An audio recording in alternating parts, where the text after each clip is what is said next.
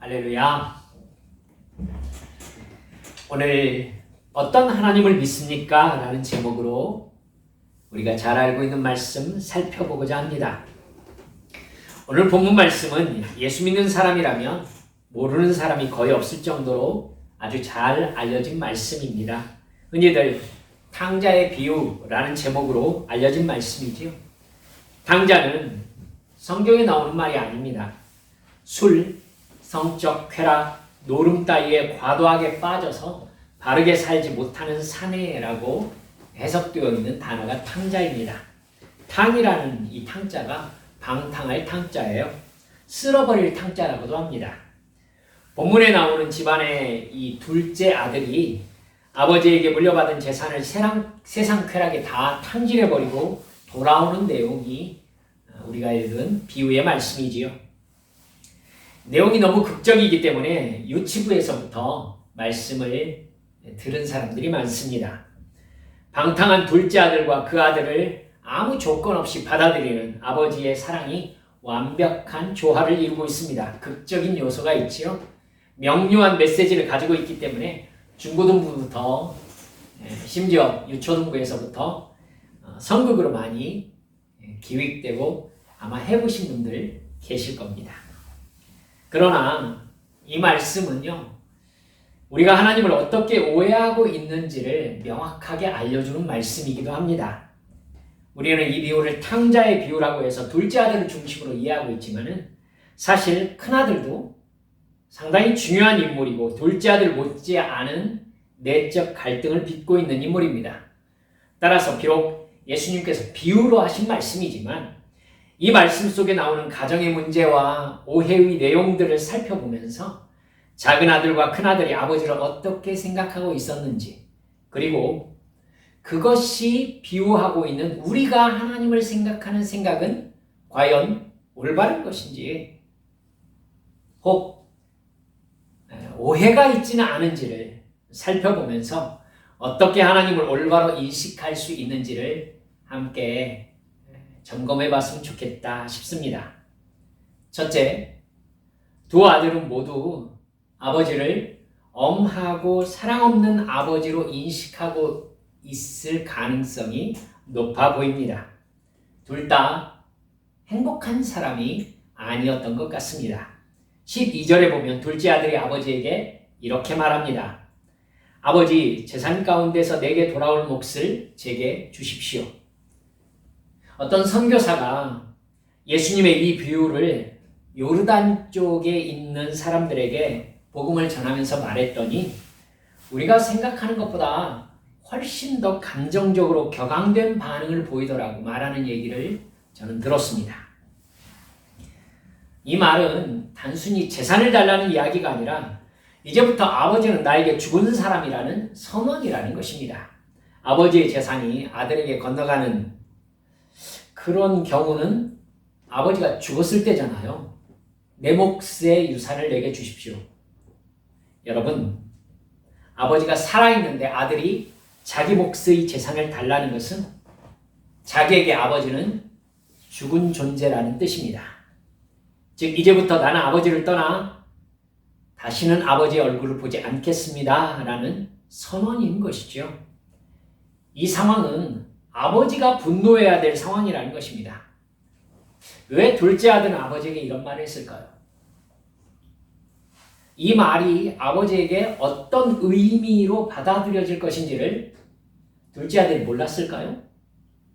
그러니까 아버지 앞에 둘째 아들은 재산을 달라고 하면서 저에게 아버지는 죽었습니다. 라고 얘기를 대놓고 한 겁니다. 어쩌면 어렵지 않게 짐작할 수 있을지도 모르겠습니다. 둘째는 아버지와 사는 것이 너무나 힘들었던 거죠. 아버지와 아들의 관계를 끊어버리고 평생 다시는 보지 않을 작정을 할 만큼 힘들었던 겁니다. 여러분, 그걸 좋다 나쁘다로 단순하게 이야기할 수가 없습니다. 사람마다 다 기준이 다르기 때문이지요. 그렇기 때문에 둘째가 그렇게 생각할 만큼 아버지와의 갈등 관계가 있었을 것이다 라는 생각 할 수 있습니다. 그 갈등이 해결되지 않은 채 깊어졌으며 결국 집을 나가야 자기다운 삶을 살 수 있겠다고 판단될 만큼 파탄의 관계에 이르는 상황이 있었다고도 볼 수 있는 거지요. 즉 아들이 집을 나가는 행동을 하기 전에 이미 둘째 아들은 아버지와의 관계가 끊어져 있는 상태였던 겁니다. 그것이 바깥으로 나타난 것이 아버지가 살아있음에도 불구하고 자기 몫의 재산을 요구하면서 자기는 독립하겠다라고 말하는 부분인 거예요. 아버지는 양식이 풍족한 품꾼이 얼마나 많냐고 나중에 둘째 아들이 얘기하지 않습니까? 아버지가 큰 부자입니다. 둘째 아들은 아버지의 풍족한 재산들 또 의식주를 누리면서 살고 있었을 것입니다. 그런데 여러분, 둘째 아들이 뭐가 부족했을까요? 왜 이렇게 행복하지 않았느냐는 말입니다. 도대체 작은 아들은 아버지를 어떤 아버지로 인식하고 있었기에 그런 행동을 하는 것일까요? 다시 얼굴 보지 말자면서 자기와 아버지 사이에 존재하는 권리를 주장하는 것. 여러분, 제 아들이 저에게 자기의 권리를 주장하면서 자기 몫을 달라고 하면서 독립하겠다라고 하면 이게 지금 저는 정말 어이가 없을 것 같거든요. 아버지는 그런 관계의 상태를 알고 있었을 텐데도 왜 아무런 조치를 취하지 않았을까요? 여러분, 이 부분에 대해서 가볍게 넘어가시지 마시라고 제가 여러분들께 말씀드려보는 것입니다. 다 알고 계시기 때문에 자초지종에 대한 자세한 설명은 생략하겠습니다. 여러분, 이해할 수 없지만 아버지는 자기와 인연을 끊겠다는 아들에게 아들 몫의 유산을 넘겨줍니다. 다시는 얼굴 보지 말자는 말에 아버지도 행동으로 동의한 겁니다. 그죠? 줬으니까. 그 재산을 가지고 먼 나라로 떠난 둘째 아들은 아버지의 재산을 허랑방탕하며 날려먹습니다. 그러고 싶어서 아버지의 집을 떠난 것이겠지요. 하지만 그런 사람은 세상의 어려움에 직면할 준비가 전혀 되어 있지 않은 사람인 경우가 대부분입니다. 그 나라에 흉년이 들자 돈만 들고 갔던 둘째 아들은 그 돈으로 부를 재창출하지 못하고요. 가지고 간 돈은 소비만 하다가 거지가 되고 맙니다. 결국 굶어 죽을 지경에 이르러서야 아버지께 돌아가서 아들이 아니라 일꾼으로 고용해달라고 부탁해서 굶어 죽지만 말자고 결심하고 돌아옵니다. 돌아온 둘째 아들을 아버지가 멀리서 바라보지요. 바로 아들인 줄 알아봅니다. 버선발로 뛰어나가서 맞이하죠. 보니까 아들이 신발도 신지 않고 돌아오고 있습니다. 그건 무슨 뜻입니까? 아시다시피 얘가 노예 생활을 했다는 뜻입니다. 물론 여러분, 둘째 아들이 자기를 아들로 보지 말아달라고 하지만 아버지는 둘째 아들에게 신발을 신기고 옷을 갈아입히고 신분을 나타내는 가락지를 다시 끼우고 온 동네가 떠들썩하게 잔치를 벌입니다. 첫째 아들은 그날도 밭에서 일하다가 해가 져서 돌아옵니다. 그런데 집에서 음악 소리가 들려와요. 떠들썩합니다. 그래서 집안에 종을 불러서 이게 무슨 일이냐고 물어봅니다. 여러분, 큰아들은 많이 놀랐을 거예요. 이 정도의 사건이 벌어지는데 큰아들이 모를 수는 없잖아요. 그렇죠? 갑작스러운 일인데 좋은 일인 거죠. 자기는 몰라요. 종이 대답합니다. 당신의 동생이 돌아왔습니다. 주인께서 살찐 송아지를 잡아서 잔치를 벌였습니다. 여러분, 그 얘기를 들은 큰아들은 완전히 삐집니다. 집에 들어가려고도 하지 않습니다. 그러자 아버지가 바깥으로 나와요. 아버지가 바깥으로 나왔다는 게 무슨 의미일까요? 분명히 아버지에게도 큰아들이 무슨 기분이었겠다는 생각이 든 겁니다. 아버지가 큰아들에게 어서 들어가자라고 얘기하자 큰아들이 말합니다. 29절이죠. 저는 이렇게 여러 해를 두고 아버지를 섬기고 있고 아버지의 명령을 한 번도 어긴 일이 없습니다. 그런데 저에게는 친구들과 함께 즐기라고 염소새끼 한 마리도 주신 일이 없습니다. 그런데 창녀들과 어울려서 아버지의 재산을 다 삼켜버린 이 아들이 돌아오니까 그를 위해서는 살찐 송아지를 잡으셨네요. 여러분, 큰아들이 평소에 아버지를 어떤 분으로 생각하고 있는지가 드러나 있습니다. 큰아들 역시 아버지가 엄하고 사랑 없는 분이라고 생각하고 있습니다. 큰아들은 밖에 나가서 일하기 싫었던 사람인 것 같아요. 아버지의 명령을 따라 사는 것이 어쩔 수 없는 자기 운명이라고 받아들인 사람인 겁니다. 그의 말을 들어보세요. 여러 해를 두고 아버지를 섬기고 있다. 아버지의 명령을 어긴 적이 없다. 여러분, 이건 아버지를 사랑하는 아들의 말이 아닙니다. 마치 자기를 종처럼 인식하고 있는 사람의 말이죠. 여러분, 아버지를 진짜로 사랑하고 있는 아들이 아버지에게 자기 입장을 설명하면서 제가 아버지의 명령을 어긴 적이 없지 않습니까? 제가 여러 해 아버지를 섬기고 있지 않습니까? 이렇게 말하는 사람이 어디가 있습니까? 그렇죠. 누가 이 아들의 말을 들으면서 그토록 큰 부잣집의 첫째 아들이 하는 말이라고 생각하겠어요? 큰아들 역시 여러분 둘째 아들처럼 나가지 않았지만 전혀 행복하지 않습니다. 여러분, 두 번째로 두 아들 모두 아버지를 두려워하고 있다는 것도 여러분 살펴보실 수 있으셨으면 좋겠습니다. 작은 아들이 큰 잘못을 저지르긴 했지요. 아버지는 저에게 이미 죽은 존재라고 선언하고 아버지의 재산을 미리 상속받아 버렸습니다. 이건 아버지에게 어떤 의미가 된다는 것을 자기도 알고 있었습니다. 하지만 그렇게 했어요.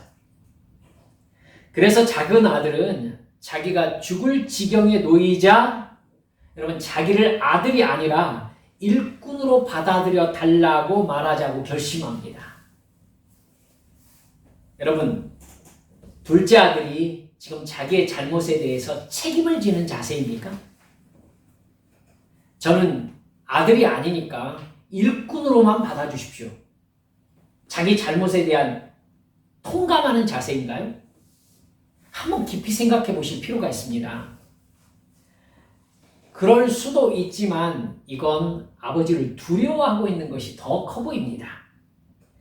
그런 불효를 저지른 자기를 아들 취급할 리가 없다는 깨달음인 거죠. 그래서 여러분이 생각하실 때 어떻습니까? 아버지를 이 두 아들이 어떤 아버지로 생각하고 있었을까요? 틀림없이 아버지는 자녀 교육에 있어서 원칙주의자였을 가능성이 높아 보입니다. 분명히 죄는 죄에 해당하는 징계가 있다는 사실을 철저하게 가르치고 실천하는 분이셨을 가능성이 높은 거죠. 여러분, 이게 첫째 아들에게도 보입니다. 여러분의 가정에서 어떻습니까? 아버지의 말씀을 명령이라고 인식하는 아들이 얼마나 됩니까? 그것도 한 번도 어기지 않았다고 자기가 잘하는 것으로 주장하는 것을 보니까 큰아들은 아버지의 엄한 원칙주의에 억눌려 있는 사람인 겁니다. 자유롭고 행복한 아들의 모습이 아니죠. 아버지에게서 사랑을 느끼지 못하고 있습니다. 따라서 두 아들은 모두 아버지를 사랑하는 사람들이 아닙니다. 자녀임에도 불구하고 아버지가 두렵습니다. 아버지의 돈과 아버지의 힘을 두려워하고 있습니다. 제가 아버지의 명령을 어긴 적이 없지 않습니까? 또 아들은, 둘째 아들은 돌아와서 아버지라고도 하지 않고 이제 저를 종으로 봐주십시오. 도대체 이 두 아들에게 아버지가 어떤 아버지로 인식되어 있는 거예요? 아버지가 자기들을 사랑하고 있다는 것을 인식하지 못하고 있는 가엾은 아들들인 겁니다.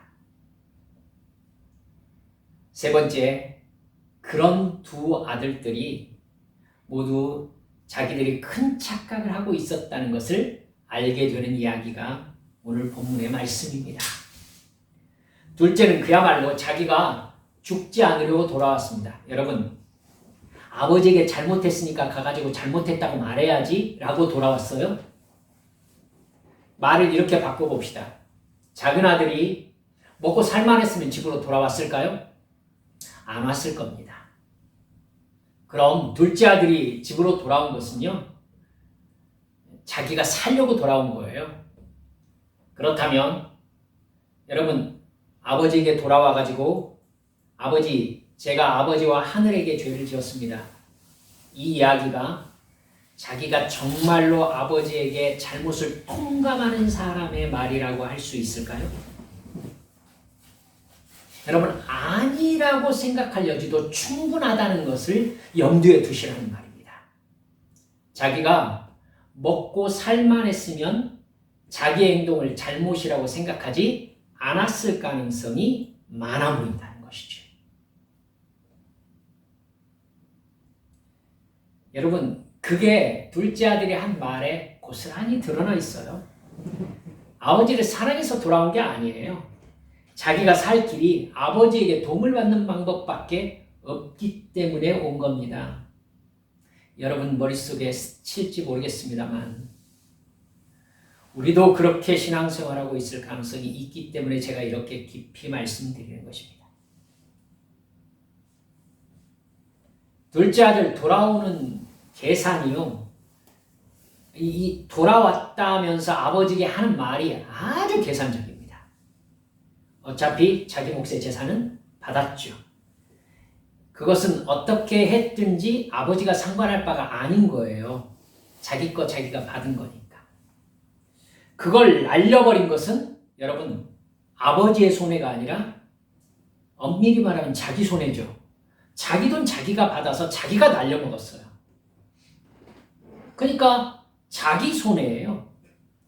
그래서요, 여러분 둘째가 돌아와서 하는 이야기 속에서 재산을 날려서 죄송하다는 뉘앙스는 이만큼도 없습니다. 재산에 관련된 이야기를 둘째 아들은 한마디도 하지 않아요. 다만 내가 하늘과 아버지께 죄를 지었다라고 고백하는 것은 살아있는 아버지를 죽은 사람으로 생각하겠다고 말한 것에 대한 사죄인 겁니다. 근데 그것 역시 자기가 해결할 수 있는 방법을 가지고 돌아왔어요. 뭐예요? 아버지, 이제 자기를 아들로 보지 마십시오. 왜요? 자기에게 아버지가 이제 아니니까. 먼저 자기가 선언했잖아요.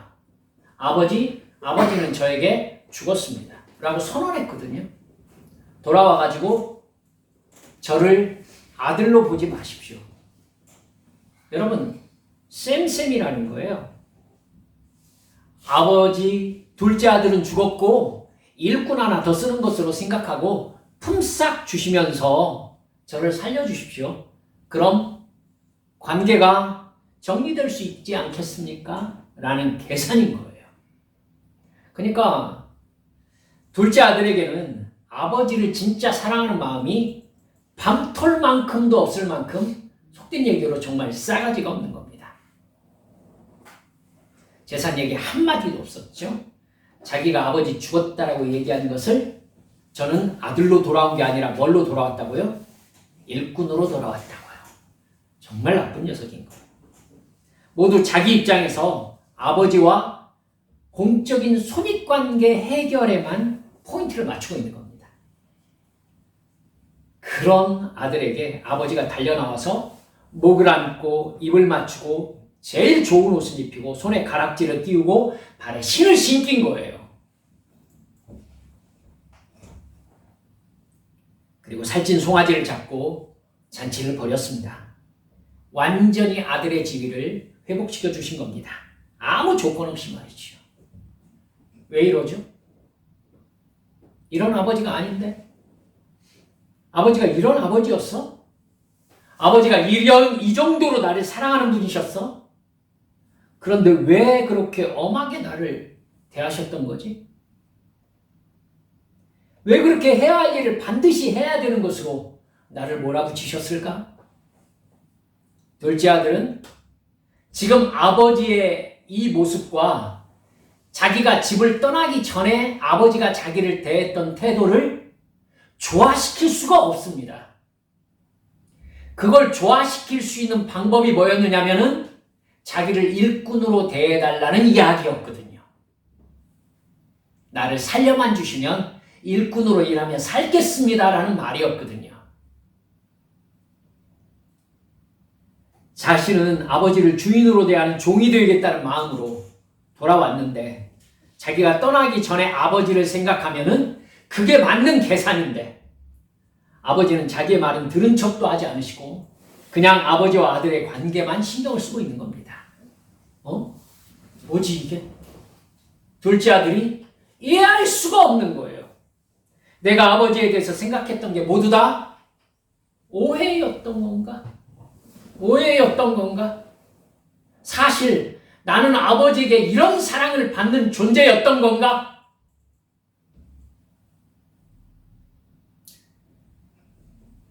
우리는 하나님께 그러지 않나요?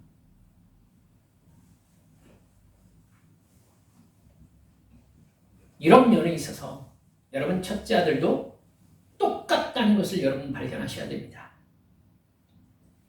첫째 아들은 행복하지 않았지만 아버지의 일관된 컨트롤 안에서 적어도 안정감을 누리며 살고 있었습니다.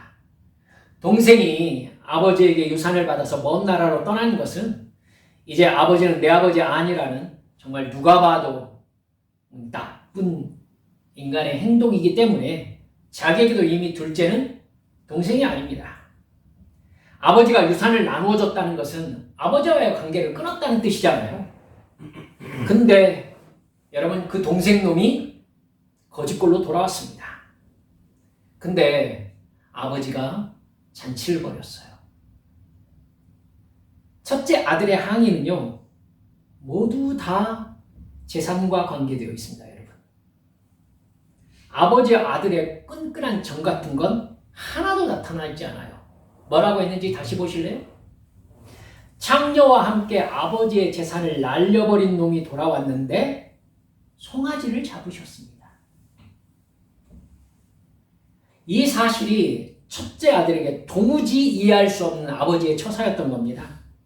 아버지는 그에게 어떤 분이셨냐면은 아무리 그 오랜 세월 아버지의 명령을 따라 아침에 일하러 나가고 아버지의 명령을 한 번도 어긴 적이 없어도 그걸 칭찬받을 행동이라고 생각하지 못하게 하셨다는 분인 거예요.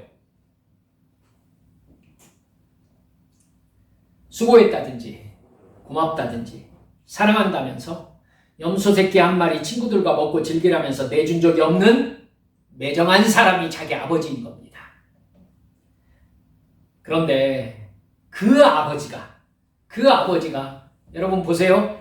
큰 아들이 돌아온 둘째 아들과 똑같은 개념으로 지금 얘기하고 있어요. 제가 생각하고 있는 아버지는 이렇게 명령을 한 번도 어기지 않고 아버지를 그 오랜 세월 섬겨도 염소 새끼 한 마리 주시지 않는 아버지신데 이게 지금까지 큰 아들에게 인식되어 있는 아버지의 일관된 이미지인 거예요. 근데 그렇게 생각하고 있는 큰 아들에게 31절에서 아버지가 치명적인 말씀을 하고 계십니다. 너는 늘 나와 함께 있으니 내가 가진 모든 것은 다 네 것이다. 여러분, 이 말이 여러분에게 어떻게 들리십니까? 내가 가진 모든 것이 다 네 것이다. 여러분, 큰아들이 저는 이 말을 듣고 충격받지 않았을까 저는 생각했습니다. 아버지가 하신 말씀이 정말 사실이라면 나는 왜 지금까지 아버지를 자린고비 구두쇠라고 생각하면서 감히 아버지에게 이렇게 해달라 저렇게 해달라 말할 엄두도 내지 못하고 산 것일까요? 이 분위기라면 아버지에게 달라고 했으면 아버지가 얼마든지 주셨을 것이라는 말 아니겠습니까? 내 것이 다 네 것이다. 나와 함께 있지 않느냐. 내가 지금까지 생각해왔던 아버지에 대한 인식이 모두 다 오해라는 것이 지금 아버지의 이 단 한마디 말에 다 드러나 버리는 거예요. 아버지에게 아버지 저 친구들과 만나서 재미있게 하루 놀고 오고 싶습니다. 아버지 염소 새끼 한 마리 주실 수 있겠습니까? 라고 말했다면 아버지는 얼마든지 주셨을 아버지일 뿐만 아니라 그것보다 훨씬 더한 것이라도 아버지에게 구할 수 있었고 아버지는 충분히 줄 수 있는 마음을 가지고 계셨던 분이라는 것입니다. 그러면 내가 왜 지금까지 그렇게 답답하게 살아왔단 말인가? 생각할 만한 사건이 벌어진 겁니다. 두 아들은 모두 다 아버지를 심각하게 오해했습니다. 자기들의 머릿속에 들어있는 아버지는 실제의 아버지가 아니었어요. 이게 탕자의 비유의 비극입니다. 둘은 아버지가 아들을 사랑하는 마음으로 어렸을 때부터 무엇이 옳고 무엇이 틀린 것인지 어떻게 살아야 되는지를 엄격하게 가르치는 분이셨다는 것을 철이 없어서 몰랐던 거예요. 그게 두 아들이 원하는 것을 바로바로 주시는 것이나 감성적인 만족감을 주시는 것보다 훨씬 더 큰 사랑이라는 것을 두 아들이 이해하지 못했던 겁니다.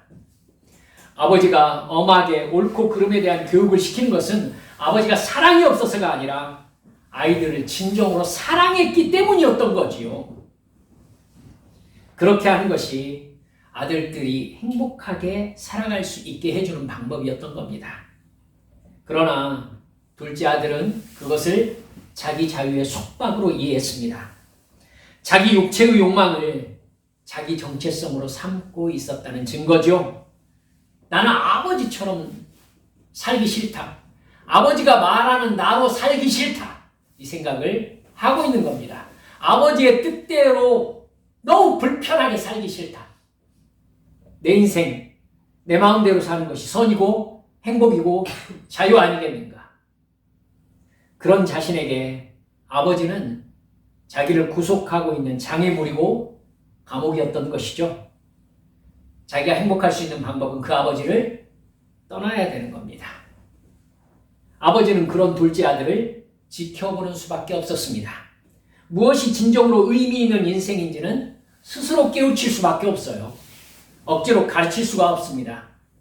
그래서 아버지는 유산도 나누어주고 떠나가는 아들을 그냥 지켜봅니다.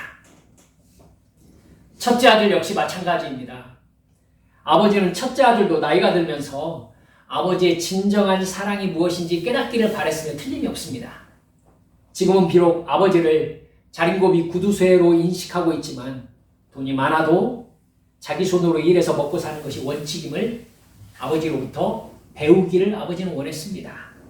그 원칙 아래 일구어진 부가 의미를 가질 수 있다는 것을 가르치고 계셨던 것이에요. 아버지는 두 아들의 육체적 만족을 채워주는 존재가 아니라 가치 있는 인생을 알려주고 교육시키고 습관이 되도록 훈련시키는 참 아버지셨던 겁니다. 이게 우리 하나님 아버지예요, 여러분.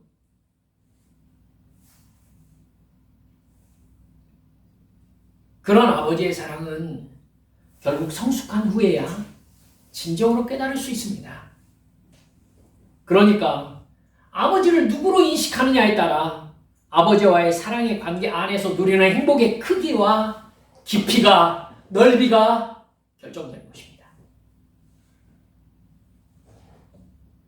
말씀을 마무리합니다. 여러분, 우리는 하나님 아버지를 누구로, 어떤 분으로 생각하십니까? 오늘 말씀의 제목이 무엇입니까? 어떤 하나님을 믿습니까? 입니다. 사랑하는 여러분들이요. 작은 아들이 돌아와서 이렇게 해주십시오. 아버지는 이런 분이시지 않습니까? 라고 했을 때 아버지는 난 네가 생각하는 그런 아버지가 아니다. 이렇게 말씀하신 겁니다. 자기 머릿속으로는 이게 아버지하고 계산이 되는 그런, 이 정도면은 아버지가 용납할 만한 그런 계산을 하고 그런 얘기를 했어요. 근데 너는 아버지가 누구인지를 모르는구나 라고 아버지는 얘기한 겁니다. 얼마나 안타깝습니까? 큰아들 역시 아버지는 이런 분 아니십니까? 라고 얘기했습니다. 그랬더니 너 나에 대해서 정말 그렇게 생각하고 있었던 거야? 아닌데? 이렇게 얘기한 겁니다. 여러분, 내가 생각하는 아버지 하나님은 어떤 분이십니까? 혹시 탕자처럼 돌아온 둘째 아들처럼 하나님을 생각하고 계시지 않습니까? 혹시 내가 정말 힘들고 어려울 때만 와가지고 이 정도면 하나님께서 나하고 딜을 하실 수 있을 만큼의 계산을 하고 하나님 앞에 나오지는 않습니까? 내가 이걸 잘못했다고 해야지. 그러면 하나님께서 마음이 좀 풀어져가지고 내가 원하는 것을 들어주실지도 몰라. 혹시 우리의 회개가 그 다음에 내가 바라는 것을 말하기 위한 밑바닥 까는 이야기가 아닙니까? 아버지 하나님을 진정으로 사랑하는 마음으로 내 죄를 깨달은 자의 돌이킴으로 회개를 하는 것이 아니라 이렇게 말하면 적어도 이 어려운 상황을 좀 도와주시진 않을까라는 계산을 하면서 내가 잘못했다고 회개하는 말을 하는 건 아니냐는 말입니다. 큰아들이 생각한 하나님, 그런 하나님으로 우리 생각하고 있지는 않습니까? 여러분, 아니어야 합니다. 내가 이렇게 하면서 살았으니, 순종하며 살았으니 적어도 나에게는 이 정도는 해줘야 되는 것 아닌가? 내가 살아가는 이 상황 속에서 이 정도의 배려는 하나님이 알아서 해주셔야 되는 거 아닌가? 이런 마음으로 하나님 아버지를 생각하고 계시진 않으셨습니까? 그래서 왠지 내 삶에서 섭섭한 것이 쌓여가고 있는 시간은 아니었냐는 것입니다. 첫째 아들, 아버지 말씀에 순종했다고 얘기하면서 되게 섭섭하게 얘기하잖아요. 그렇죠? 사랑하는 여러분들이요, 성령 충만을 간구하십시오. 그래서 아버지 하나님에 대한 올바른 인식을 갖게 해주십시오. 간구하셔야 합니다. 하나님이 어떤 분이신가? 나에게 베푸신 그 십자가의 사랑이 나에게 어떤 의미여야 하는가? 여러분, 깨달으셔야 합니다. 하나님께서 내게 베푸신 사랑은 내 계산 튕겨갖고 하나님하고 맞춰갈 수 있는 그런 정도의 사랑이 아닙니다. 둘째 아들은 돌아왔지만 자기를 아버지가 이렇게 대해주실 줄 상상도 못했습니다. 첫째 아들이 억울하다면서 얘기하는데 첫째 아들에게 하나님 뭐라고 하세요? 아버지가 얘야, 내 것은 다 네 것이다. 그렇게 생각해 본 적이 한 번도 없었을 것입니다. 얘는. 여러분, 이 사랑과 이 은혜 안에 기쁨으로 하나님을 사랑하며 머물 수 있는 나의 거듭남, 성령 충만으로만 가능합니다. 아멘. 성령 받으셔야 합니다. 성령 충만해서 내가 영의 사람이 되어야 영의 아버지가 어떤 아버지이신 줄 정확하게 알 수 있는 것입니다. 그렇게 주께 붙잡혀서 진정으로 하나님 아버지를 사랑하고 기쁘게 그 말씀에 순종하는 행복한 하나님의 자녀로 살아갈 수 있으시기를 주 예수님의 이름으로 축원합니다. 우리 함께 기도하십시다.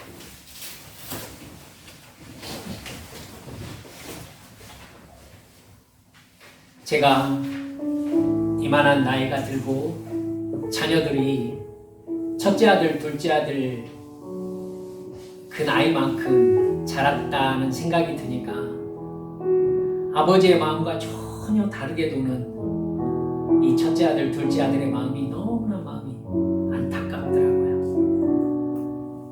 자기 아버지가 어떤 분인지 얘네들 정말 모르는구나.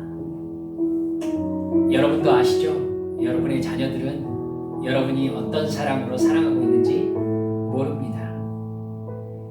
여러분 그 마음으로 하나님 아버지를 한번 생각해 보세요. 우리는 하나님께서 어떤 마음으로 우리를 사랑하고 계시는지 알고 있습니까? 이 시간 기도하면서 주여, 십자가의 사랑이, 나를 하루하루 돌보시는 아버지 하나님의 사랑이 어떤 사랑인지 깨닫고 그 사랑 안에서 진짜 행복을 누리며 살아가는 참된 거듭난 삶이 되게 해주시라고 주님 앞에 간절히 기도하시겠습니다. 기도합니다. 아버지 하나님 감사합니다.